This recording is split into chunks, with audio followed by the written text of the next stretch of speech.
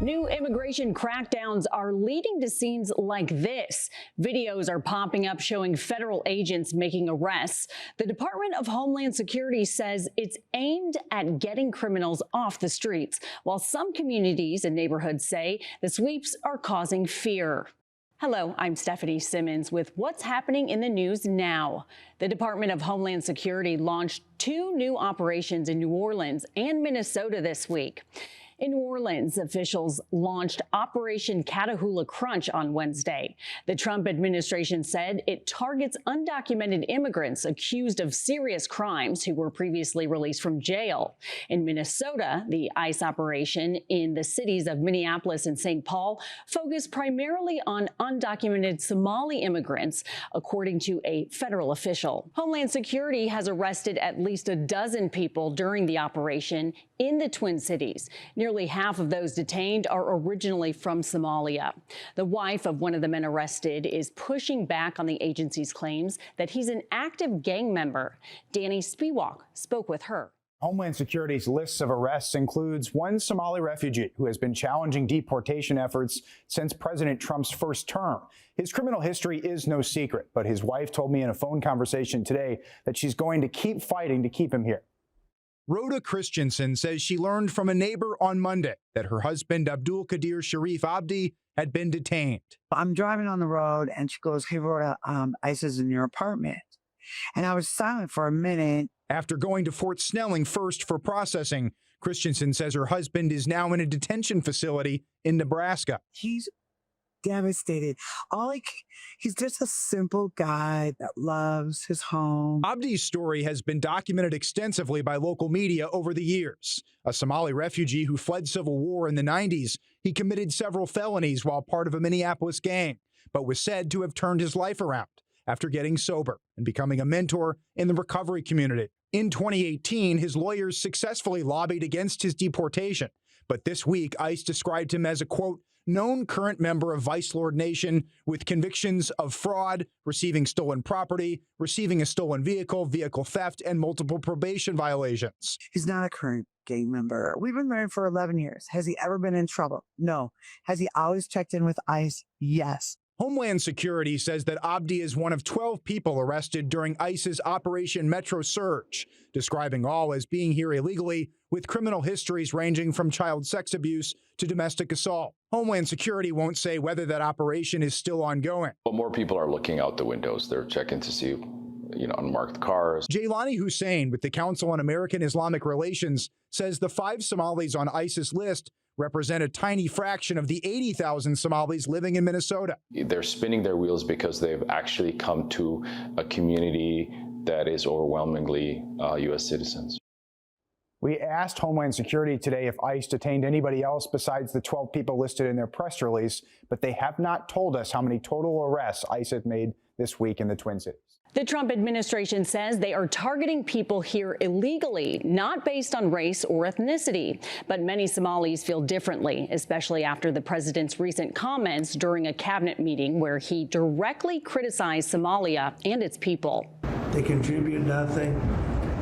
I don't want them in our country, I'll be honest with you. Okay? Somebody would say, oh, that's not politically correct. I don't care.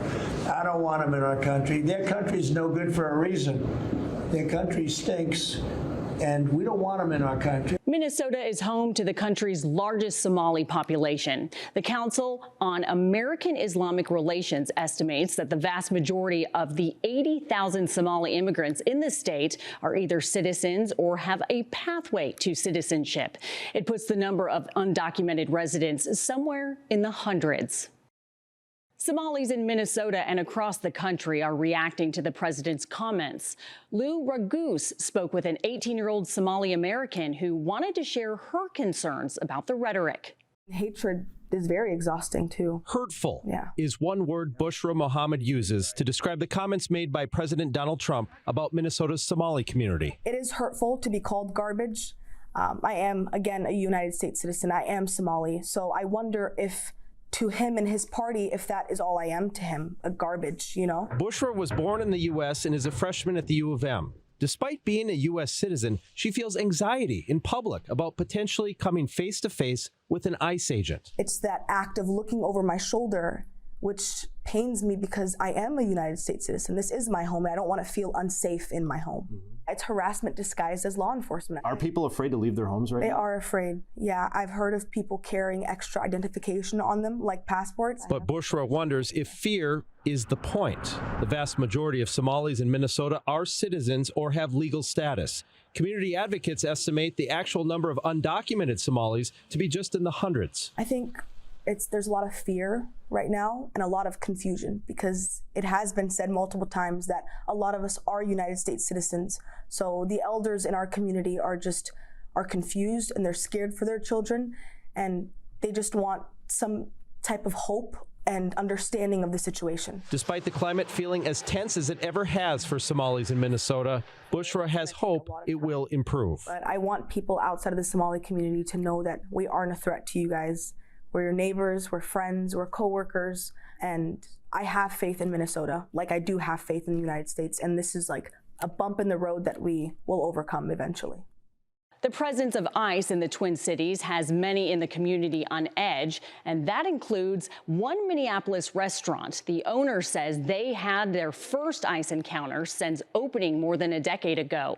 Rhea Cantaney has more.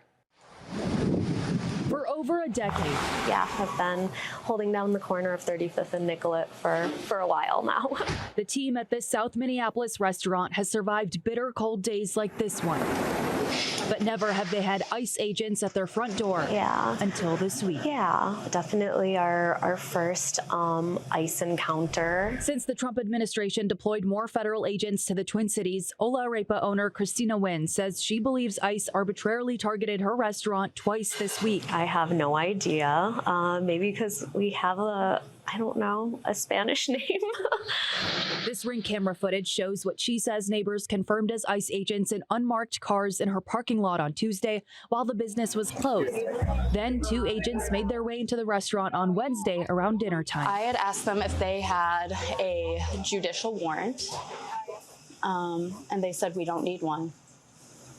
I said, yes, you do. General Manager Naomi Rathke says she was going over ICE protocols with other employees to ensure they knew their rights when the agents walked in. She asked them to leave because they did not have a signed warrant, which she knew they're required to have inside a private business. They don't have power over me. They don't have power over us. So I'm not scared of them, honestly. Very brave, seriously brave to not crumble under that pressure. According to Christina, the agents said they're searching for a woman whose photo they had on their phone, but she says that woman does not work here. It wasn't anybody who works for us at all, but, possibly to them, everybody looks the same. I don't know. Employees then captured this video of the agents leaving and turning the wrong way on a one-way street.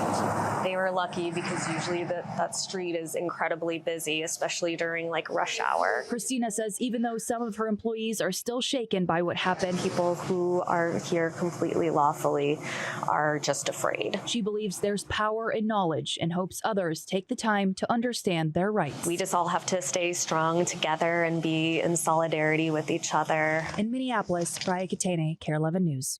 Minneapolis Mayor Jacob Frey signed an executive order prohibiting agents from using any city-owned parking lots, ramps, garages, or vacant lots for immigration operations.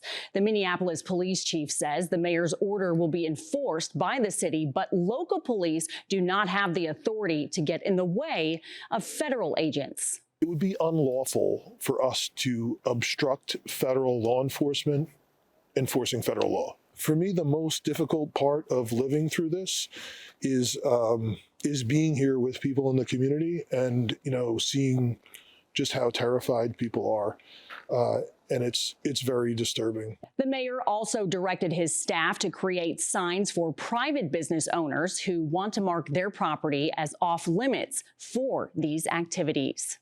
Leaders from several different faiths are showing their support for Somali Americans. Here's Sammy Solina with more. We shall overcome. 2 different gatherings Stand for justice, safety, and humanity. With a similar purpose, to stand with Somali neighbors after the Trump administration targeted them with harsh words and renewed attention in immigration enforcement. The Lord is already working out the prayers. Shaletta Brundage, activist and media personality, brought in faith leaders for prayers in the Cedar Riverside neighborhood. And give him the solutions, Lord, to what this city needs. They prayed over Minneapolis Police Chief Brian O'Hara. We'll walk hand in hand. And asked for protection of those impacted by the president's words. We're going to go the wrong way if we keep taking in garbage into our country. Meanwhile, in the Lindale neighborhood, multi-faith leaders preached that all people have more in common than they are different. No human being is garbage. Yeah, that's right. No human being is garbage, Mr. President, and shame on you for saying so. From a Lutheran church to a mosque. And communities living in constant fear. To a synagogue. We know that when a few people commit crimes, it does not implicate an entire community. Right. And to say so is racist, xenophobic, and just wrong. Different religions here because they believe in the same thing. What you see is a visual representation of we have your back, and when you come for one of us, you come for all of us. These new operations follow immigration crackdowns in several other Democratic-led cities like Los Angeles, Chicago, Memphis, and most recently, Charlotte, North Carolina. Videos are popping up online of arrests made in New Orleans. We hear from the woman seen in this clip. She says federal agents chased her even though she's a U.S. citizen.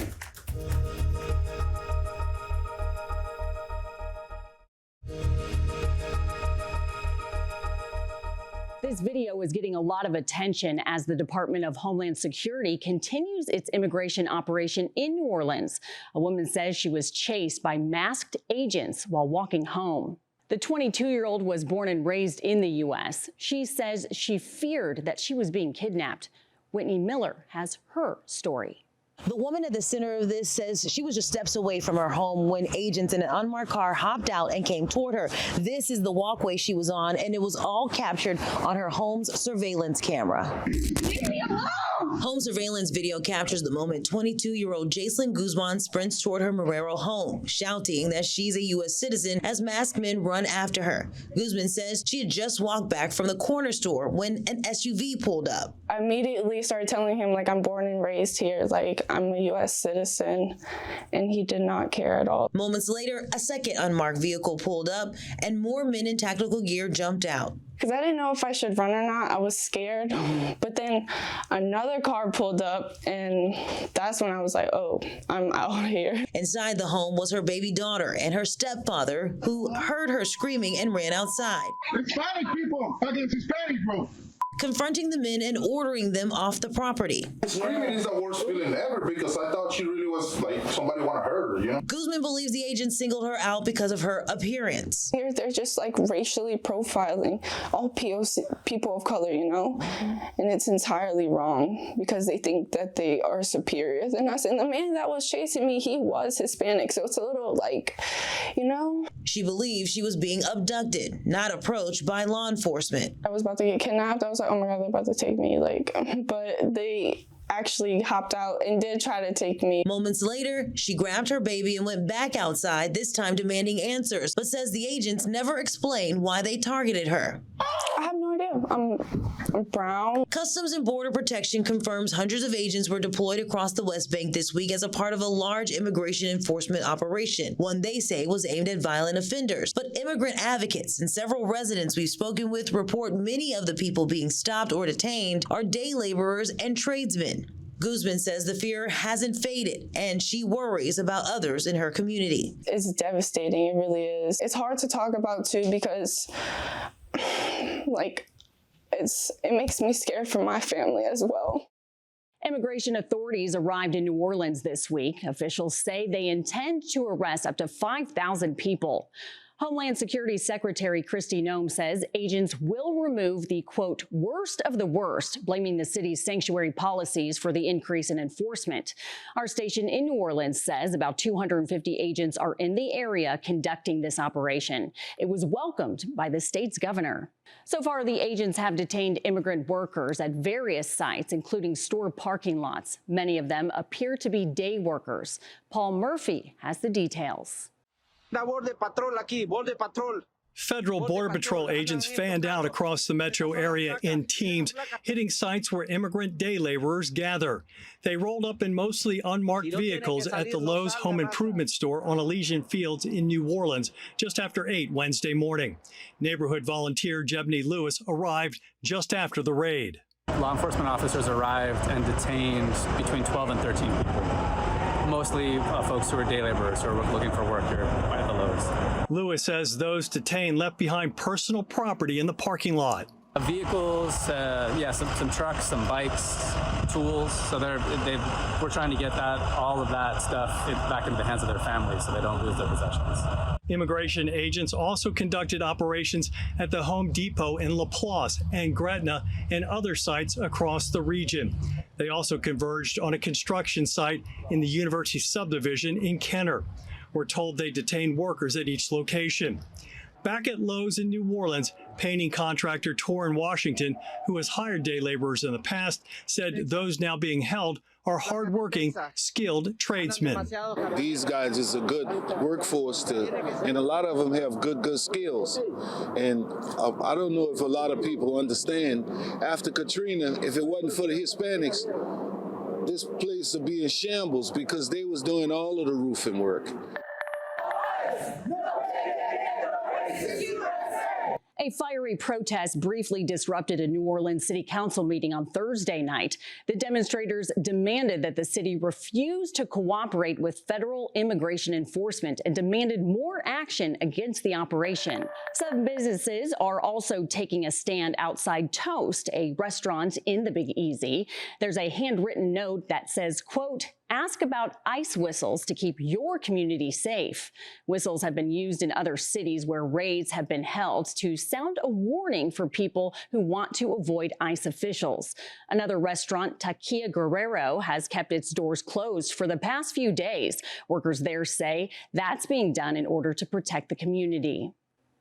The immigration sweeps are erupting into public view across New Orleans, leaving families, workers, and witnesses stunned. According to the federal government, it's aimed at public safety. Mike McDaniel looks at the enforcement actions and what we've learned and still don't know about who's being targeted.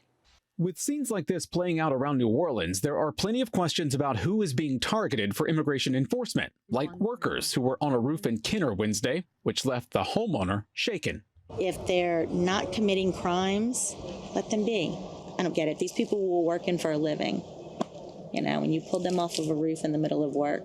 Homeland Security Secretary Kristi Noem posted on social media, the men and women of DHS law enforcement will remove the worst of the worst from New Orleans after the city's sanctuary politicians have ignored the rule of law. Thursday, DHS released photos of nearly a dozen people it calls the worst of the worst. It's still unclear whether everyone being detained fits that description. WWL Louisiana has repeatedly asked for criminal records and detention details, but federal authorities haven't released them. Those should be swept up and sent back. And that's where I think the focus should be. While he didn't have any numbers, Senator Bill Cassidy agrees violent offenders should be targeted.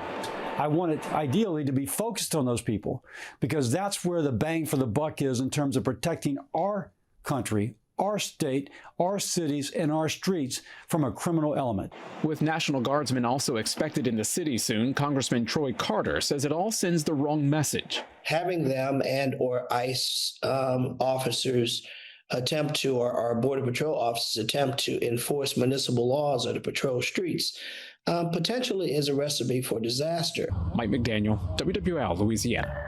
In addition to the federal immigration agents, Louisiana's governor says he expects National Guard members to arrive in the state before Christmas. Troops are expected to deploy across Louisiana and in New Orleans to help tackle crime. Well, that does it for us today. We will continue to track updates on these operations and bring you the very latest. For now, I'm Stephanie Simmons. Thanks for watching.